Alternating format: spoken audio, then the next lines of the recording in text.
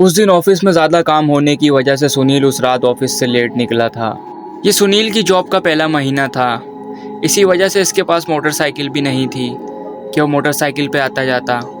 इसी वजह से वो रात को अक्सर औकात पैदल ऐसे ही जाता था।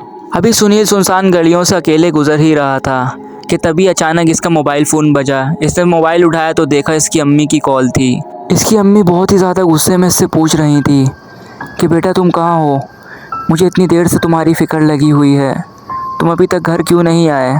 मैं इतनी देर से तुम्हें कॉलें कर रही थी, तुम कॉल भी नहीं उठा रहे थे। ऐसा क्या हुआ था? कोई मसला तो नहीं हुआ? तुम खैरियत से तो हो? जिस पर सुनील ने अपनी अम्मी को जवाब दिया कि जी अम्मी, मैं खैरियत से हूँ, बस आज ऑफ़िस में ज़्यादा काम होने की वजह से लेट हो गया। मैंने खाना वगैरह खा लिया है, मैं अभी ऑफ़िस से निकला हूँ। ये कहकर सुनील ने लाइन कट कर दी। सुनील चलने लगा कि अचानक इसको बहुत ही खौफनाक आवाज़ आई। इसने पीछे मुड़कर देखा तो वहाँ कोई नहीं था। फिर चलने लगा। अभी सुनील ये आवाज़ को सुनकर ये सोच ही रहा था कि ये किसकी आवाज़ हो सकती है। सुनील ने बोला, छोड़ो, शायद ये मेरा वहम है। कि तभी अचानक इसको दोबारा से वही खौफनाक आवाज़ सुनाई दी। ये घबरा सा गया और आसपास देखने लगा। फिर ये बोलने लगा, शायद मुझे नींद आ रही है। फिर ये आगे बढ़ने लगा। ये सुनसान गलियों में से गुजर के अकेले जा ही रहा था। फिर तीसरी दफ़ा इसको वही आवाज़ सुनाई दी। ये बहुत ज़्यादा घबरा गया और डर सा गया।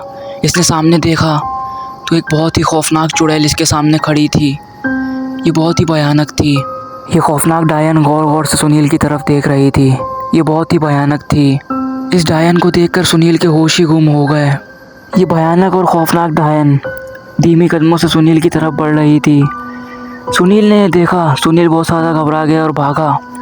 वो भागते भागते और आगे निकल गया। सुनील को भागता देख वो डायन भी इसके पीछे भागी। ये डायन इसके पीछे बहुत तेज़ भाग रही थी।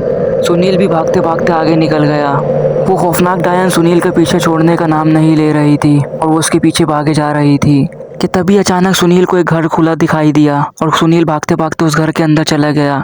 यूँ सुनील अपनी जान बचाने में कामयाब हो गया।